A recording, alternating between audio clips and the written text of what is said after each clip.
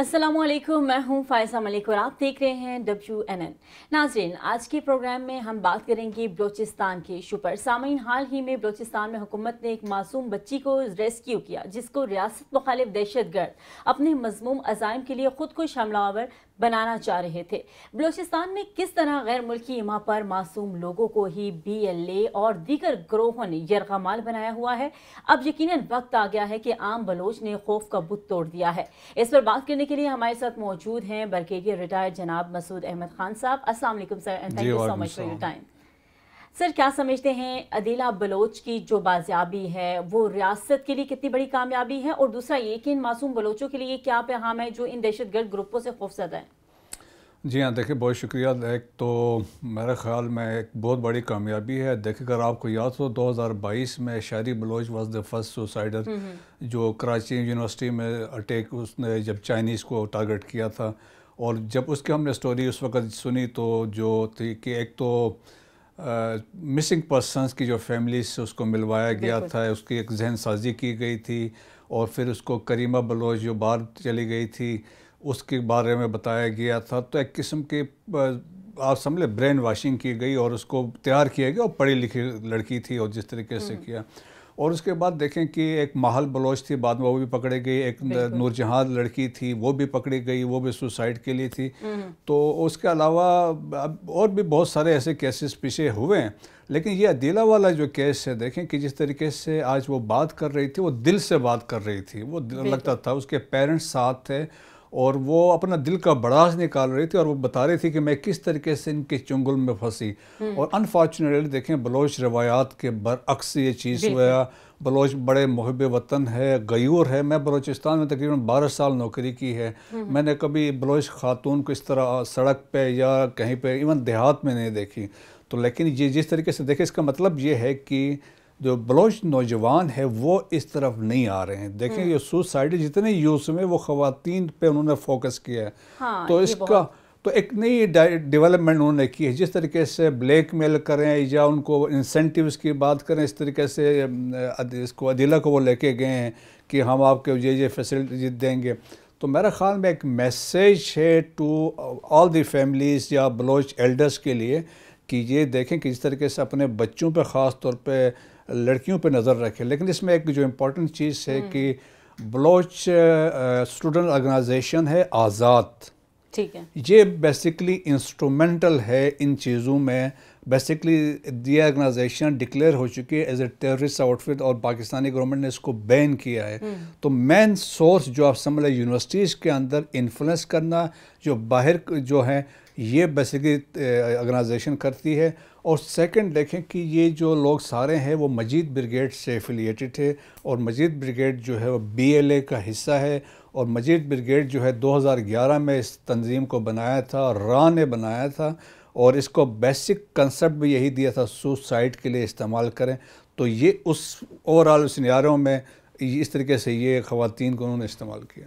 ठीक है। अच्छा सर, इसमें एक सवाल तो ये भी उठता है कि जो यहाँ पर ज़्यादातर हमने देखा ख़वातीन को विक्टिम बनाया गया, और आपने ये पॉइंट भी रेज़ किया, एक तो इसका बताइएगा, और दूसरा नाराज़ बलोच और दहशतगर्द बलोच में क्या फ़र्क है? देखें जी, मेरे ख्याल में ये चीफ मिनिस्टर सरफराज बुगटी ने बड़ा क्लियरली कहा था कोई नाराज़ बलोच नहीं है। जो पहाड़ों पे हैं जो हैं वो दहशतगर्द हैं। ठीक है। जिस तरह मैंने कहा 99.9% बलोच पैट्रियाट हैं।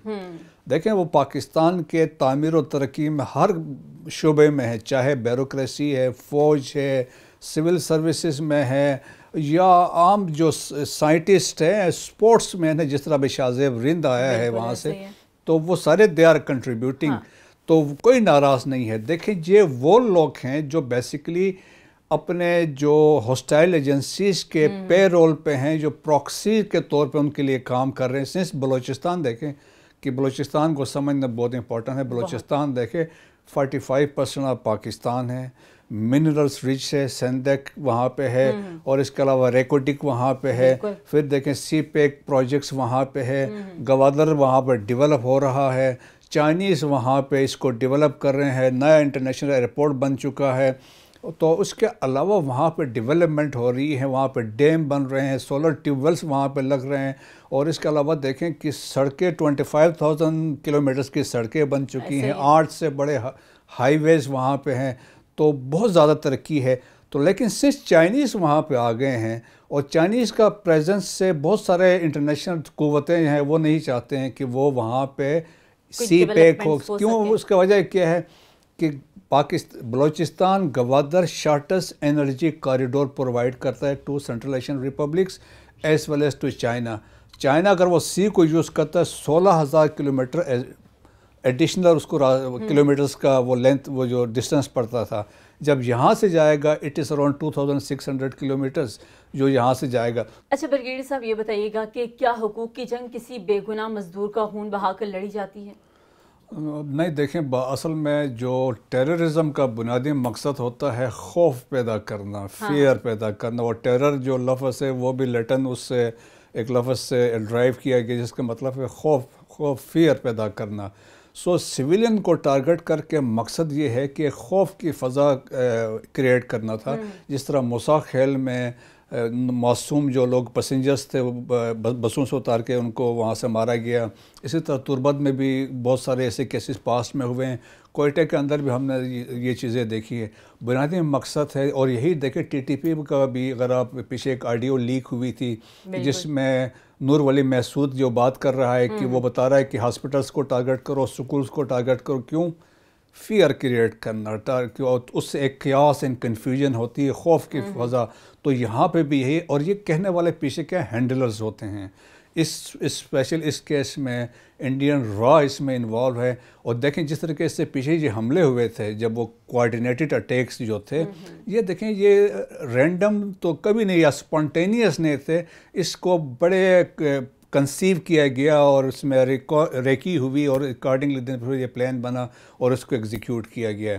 تو اس میں ہاسٹائل ایجنسیز انوالو ہوتی ہیں، وہ نریٹیوز دیتی ہیں، وہی ٹارگٹس دیتی ہیں، اور الٹیمیٹ آبجیکٹیو ہے خوف اور ہراس پیدا کرنا، دیٹ از دی آبجیکٹیو۔ ٹھیک ہے۔ اچھا، بلوچستان کے اندر جو شناختی کارڈ دیکھ کر پنجابیوں کو قتل کیا جاتا ہے اسپیسیفک، کیا سمجھتے ہیں اس کے پیچھے کیا محرکات ہو سکتے ہیں؟ دیکھیں جی، بات یہ ہے کہ کوئی وہاں پہ سارے پاکستانی ہیں، ٹھیک ہے، یہاں پہ ایون دیکھیں نا کہ پاکستان یا پنجاب میں یا خیبر پختونخوا میں سارے پاکستانی ہیں، جو پاکستان کا ایجنڈا ہے اس کے نیچے ہیں، لیکن یہاں پہ ٹارگٹ کرنا ایک کمیونل ایتھنک ٹینشن کریٹ کرنے کا مقصد بھی ہے کہ یہاں پہ ایتھنک ہو کہ یہ گروپ ورسز دیٹ گروپ، ٹھیک ہے نا، تو وہ ایک بائی ڈیزائن ہے۔ پھر اس کے بعد دیکھیں سوشل میڈیا کا پھر یوز کیا جاتا ہے، پھر ایک نیریٹو ڈیولپ کیا جاتا ہے، وہاں پہ پنجابی مارے گئے ہیں تو پنجاب سے ریئیکشن چاہتے ہیں، تو اکارڈنگلی پھر وہ سوشل میڈیا اکاؤنٹس کریٹ کیے جاتے ہیں، اور وہاں سے انانیمس ہوں گے، فیک اکاؤنٹس ہوں گے، وہاں سے اینٹی بلوچ وہاں سے چیزیں ٹویٹ ہوں گی یا شیئر کیے جائیں گے۔ اور یہ دیکھیں کہ یہ بیسکلی ایک کنسیپٹ ہوتا ہے، پیچھے لوگ بیٹھے ہوتے ہیں جو پلان کرتے ہیں۔ اگر آپ کو یاد ہو ای یو ڈسنفو لیبارٹری نے انڈین کرونیکلز کو جب ایکسپوز کیا تھا تو اس میں آپ دیکھیں کہ over a period of time انہوں نے آن گراؤنڈ چیزیں اسٹیبلش کی تھی اور 750 فیک میڈیا آؤٹ لیٹس بنائے تھے 116 کنٹریز میں، وہاں پہ ان کے ہیڈ کوارٹرز وہ بنے ہوئے تھے، and basically target was Pakistan, اور اس میں جو کنٹینٹ کریٹ ہو رہا تھا that was critical to Pakistan. تو یہ ایک آئیڈیا، ایک کنسپٹ، ایک نیریٹو ہوتا ہے جس کے تحت جو بلڈ کیا جاتا ہے۔ ٹھیک ہے۔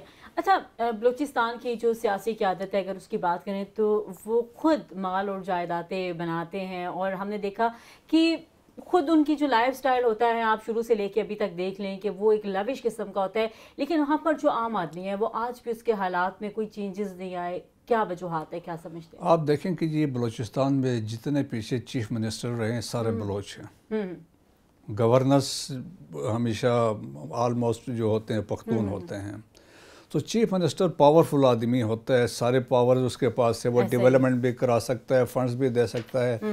لیکن بلوچستان کے کیس میں دیکھیں 70% بجٹ ابھی بھی فیڈرل گورنمنٹ دیتی ہے آپ کی، اس دفعہ بھی 520 ارب روپے جو تھے وہ فیڈرل گورنمنٹ نے دیے تھے۔ لیکن اصل میں انفارچونیٹلی بات یہ ہے کہ جتنے سردار تھے، نواب تھے، وہ تو رائلٹی بھی لیتے رہے، بالکل ٹھیک ہے، پھر اپائنٹمنٹس پہ بھی رہے, انفلوئنس بھی رہا, تو انفارچونیٹلی وہ نہیں, انہوں نے ڈیولپ نہیں کر سکے. آج بلوچستان میں وہ ایک ڈیوائڈ آپ دیکھ سکتے ہیں کہ یہ سردار اور نواب کے اس سے امپیکٹ سے, اسپیشلی جو سینٹرل بلوچستان ہے, جو آپ ہے اوران, خوزدار اور سبی, ڈیرہ بگٹی اور اس ایریا میں ابھی بھی سردار نواب کا انفلوئنس ہے وہاں پہ. تو وہ اس وجہ سے یہ ہے کہ انہوں نے تو فوکس اپنا آپ پہ رکھا, لوگوں پہ اتنی توجہ نہیں دی, تو وہ انفارچونیٹلی. لیکن یہ ہے اس کا مداوع پاکستان آرمی, پاکستان نیوی یہ کرتے رہے ہیں. ایون دیکھیں جتنے آج وہاں پہ ایجوکیشن کے فیسلٹیز ہے, ڈسپائٹ جو گورنمنٹ جو بھی کر رہی ہے, افواج پاکستان کی طرف سے سکولز ہیں وہاں پہ, آرمی پبلک سکولز میں بھی ایڈمیشنس لے سکتے ہیں. ایجوکیشن, ہیلتھ فیسلٹیز آرمی دیتی ہے, کمیونیکیشن انفراسٹرکچر آرمی کوشش کرتی ہے وہ امپروو کریں, سیوک فیسلٹیز بھی دیتی ہے, میڈیکل کیمپس بھی وہاں پہ لگتے ہیں, اور ہاسٹلس کی دیکھیں فیسلٹیز پاکستان آرمی نے بلوچ اسٹوڈنٹس کے لیے اکراس پاکستان وہ بھی آرمی نے دی تھی. تو مقصد یہ ہے کہ ہر آرگنائزیشن نے اپنا کام کرنا ہے, سول اداروں نے اپنا کام کرنا ہے, فوج نے اپنا کام کرنا ہے. اگر تاکہ ڈیولپمنٹ سینسیئرلی ہم کنٹریبیوٹ کریں تو ہم ڈیلیور کر سکتے ہیں, لیکن اس انفلوئنس کو کم کرنے میں تھوڑا ٹائم لگے گا, جو ایک بنا ہوا ہے جس کی وجہ سے ایک ترقی کا جو ایک مومنٹم ہے وہ بن نہیں پا رہا. اچھا سر, کیا سمجھتے ہیں یہ جو بلوچستان کے حقوق کی بات کی جاتی ہے کہ بلوچستان کو اس کے جائز حقوق نہیں ملتے, یہ الزام کتنا درست ہے آپ کے خیال میں؟ دیکھیں جی کہ جو 73 کا جو ہمارا کانسٹیٹیوشن بنا تھا نا, کہ اس کانسٹیٹیوشن میں تمام بلوچ لیڈر, چاہے وہ نواب تھے, سردار تھے, سب نے سائن کیا ہوا ہے. 1973 جب پرائم منسٹر بھٹو اس وقت انہوں نے کروایا ہے, تو وہ ایک بڑا ہسٹورک فیکٹ ہے. سیکنڈلی اس کے بعد بھی اگر آپ کہتے ہیں کہ نظر انداز چلیں, ایک تو ہم یہ کہہ سکتے ہیں نا ڈیولپمنٹ نہیں ہوئی, over a period of time لوگوں نے اس کو اگنور کیا ہے. لیکن یہ ہے کہ ابھی جو بلوچستان میں انفراسٹرکچر ہے, میں بلوچستان میں جیسے میں نے کہا میں بڑے سال رہا ہوں تو سرو کیا ہے, تو وہاں پہ کمیونیکیشن انفراسٹرکچر بہت ایکسیلنٹ ہے, اور لوگوں میں پوٹینشیل بہت ہے, بلوچ خاص طور پر لوگوں میں. میں آپ کو مثال دیتا ہوں, اس وقت پاکستان آرمی میں 40,000 بلوچ ہیں, سولجرز ہیں. That is the 4% of the total جو ہم آرمی کی اسٹرینتھ بنتی ہے. 800 کے قریب آفیسرز ہیں. ابھی ریسنٹ کچھ سال پہلے 2 آفیسر شہید بھی ہیں, ایک لیفٹیننٹ جہانگیر مری تھا اور ایک لیفٹیننٹ صفی اللہ بادینی ہیں. یہ دونوں لیفٹیننٹ تھے اور ٹرائبل بیک گراؤنڈ تھا, لیکن وہ شہید ہوئے وار آن ٹیرر میں. اچھا, جو سوڈ آف آنر لینے والا تھا پاکستان نیول اکیڈمی سے, وہ نوید زہری تھا, وہ بلوچستان کا تھا. پاکستان ملٹری اکیڈمی سے سوڈ آف آنر لینے والا عثمان, وہ نوشکی کا رہنے والا تھا. تو یہ ہے پوٹینشیل بہت ہے, لوگ آگے آ رہے ہیں, سب چیزوں میں ہیں. آپ دیکھیں ہر جگہ میں آپ بلوچ ہیں, تو یہ ہے کہ ان کو موقع دینے والی بات ہے.